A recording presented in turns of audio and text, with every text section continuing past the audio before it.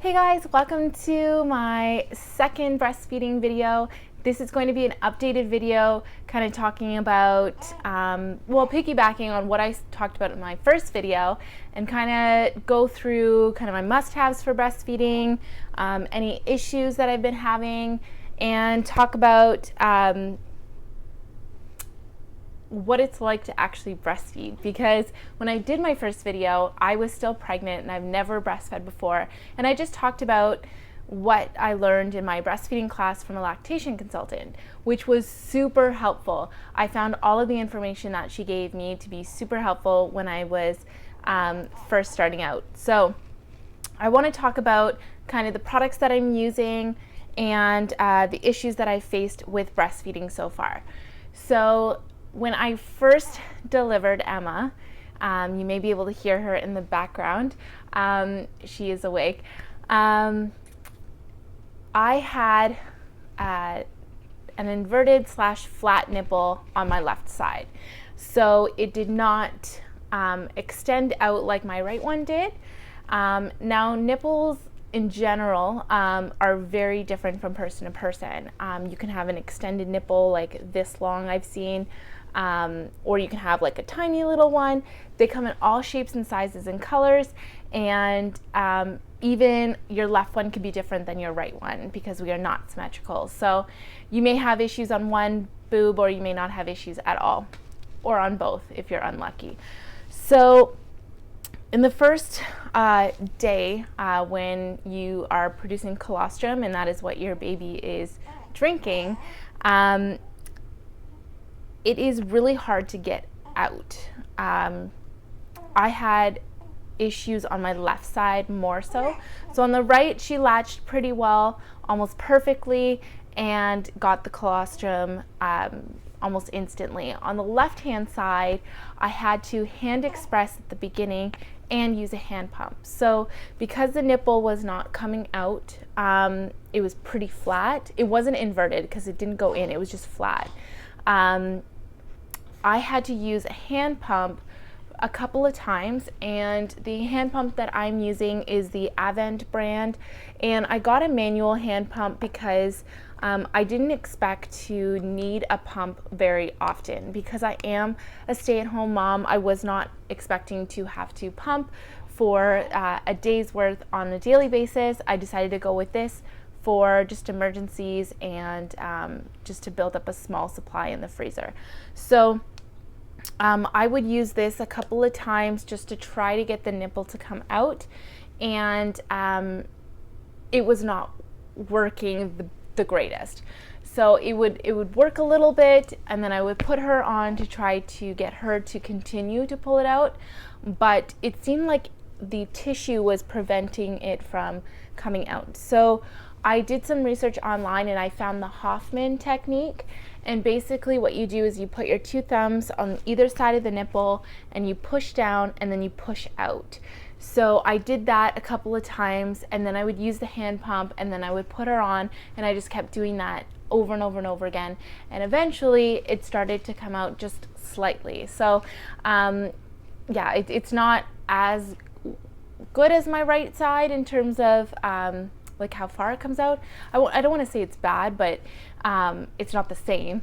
It's still a little smaller, but she latches perfectly now. So the first, I would say, 2 weeks, I would have to do this technique along with the hand pump before I put her on, and now I don't need to do that.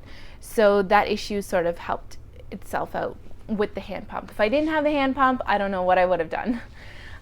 So that was the latching issues in the beginning. My milk supply and kind of the timeline that it was supposed to come in, it came in like textbook.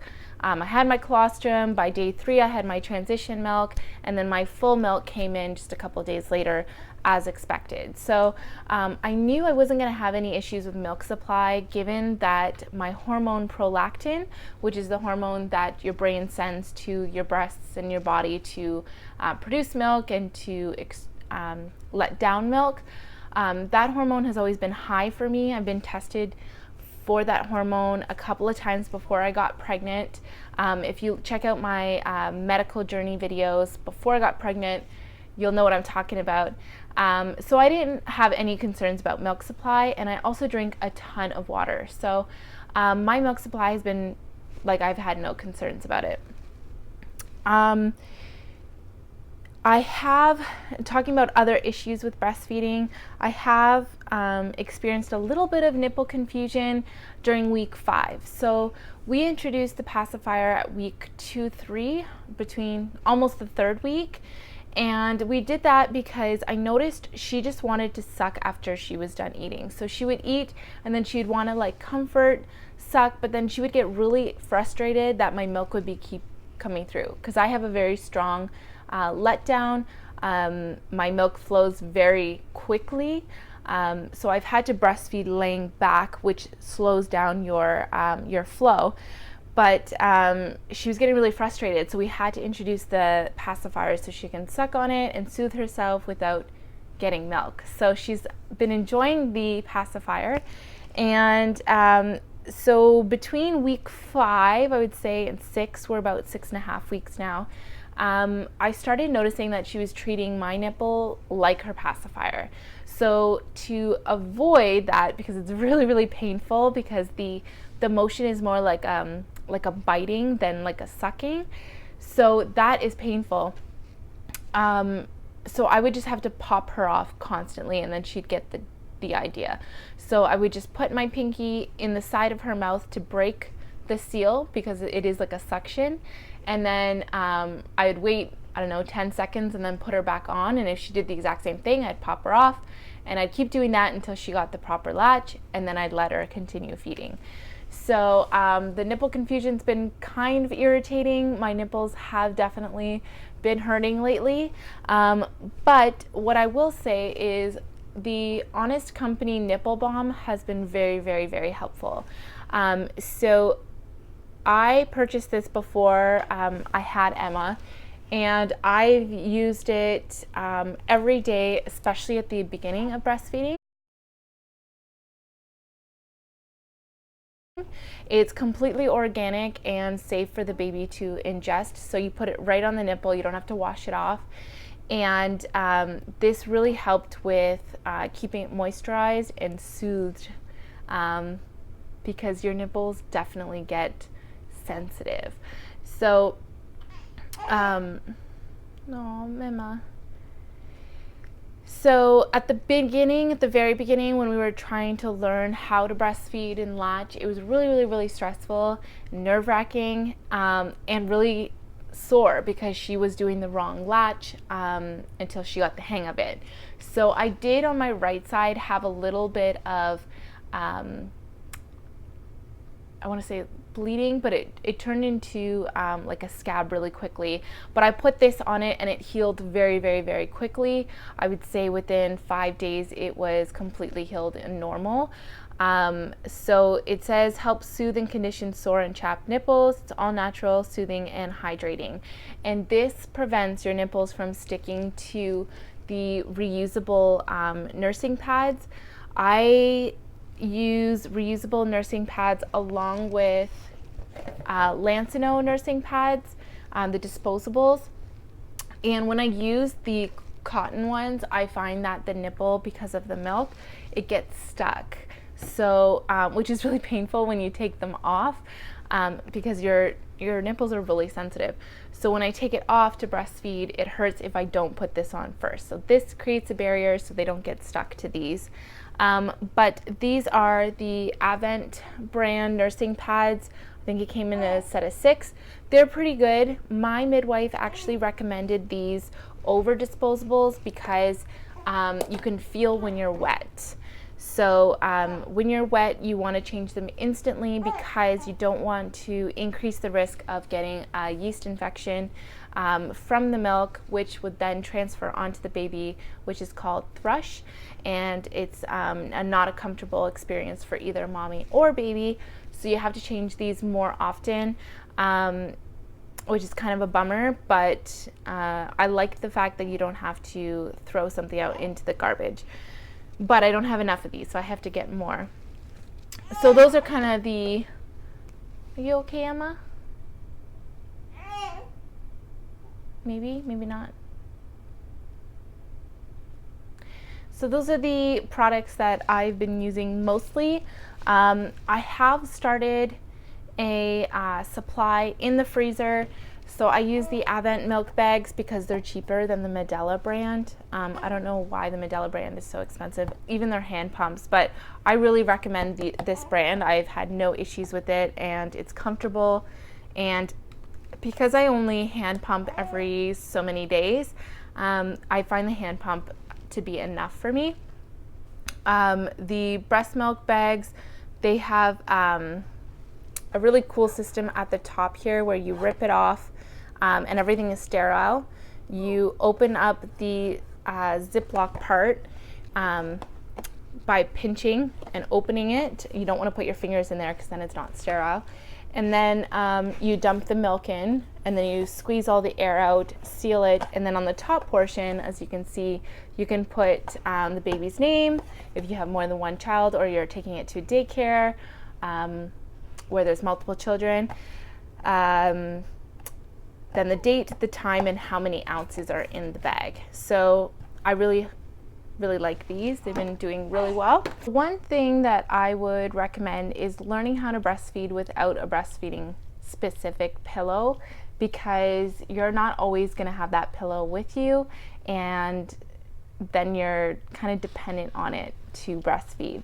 So I did not have a nursing pillow specifically, but pillows are definitely helpful now that she's a little heavier and my arms have to support more weight. So there are a couple of different holds for breastfeeding, especially for a newborn, that are more effective than others in terms of keeping them latched on. So those ones are really easy when they're newborn without a pillow because they're so light. So I wouldn't recommend getting a nursing pillow. I think they're a waste of money. But using just regular like lumbar support pillows that you have around the house when they're getting a little heavier are definitely helpful. As I'm talking about breastfeeding, baby wants to breastfeed. So if you hear her, that's what it is. So I forgot to talk about my blocked duct. So 2 days ago, I experienced a sore spot in my left breast. It's always the left breast. I have all these issues.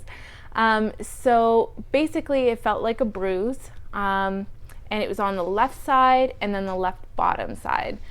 So I didn't really think much of it for the first day, to be honest. I had been wearing a wired bra for 2 days prior because my nursing bras were in the wash to be washed. So I was like, oh, I'll just use a wired bra and then like flip it down. So that was a no-no, and I did research about blocked ducts, and underwire bras are definitely a culprit to what's the word? To inspire the blocked ducts to come around. So I won't be doing that anymore. So basically a blocked duct feels like a bruise. It kind of feels a little lumpy, and it really sore. So I did some research and I found out how to deal with the blocked ducts, and you do a massage towards the nipple, and you can actually feel the milk as like a little bubble. I don't know how to explain it, like a little bump as you're pushing it to the nipple. So I've been doing that in the hot shower or hot bath while doing it, and it's been feeling a little better. I did have an extreme headache yesterday, and I did know that that was a symptom along with the blocked duct for mastitis. So I'm hoping that the issue clears up. I am consistently draining the breast to make sure that I don't get that mastitis, because it sounds horrible. So yeah, that is my breastfeeding update for you guys. If you guys have any questions or have any tips or tricks for breastfeeding, leave them down below. If you haven't subscribed already, please do, and like this video if you found it helpful. I will be doing an update on my postpartum recovery for the 6-week mark, as I have been discharged from midwifery care. So that will be coming up shortly. Thank you guys so much for watching. Much love. Bye.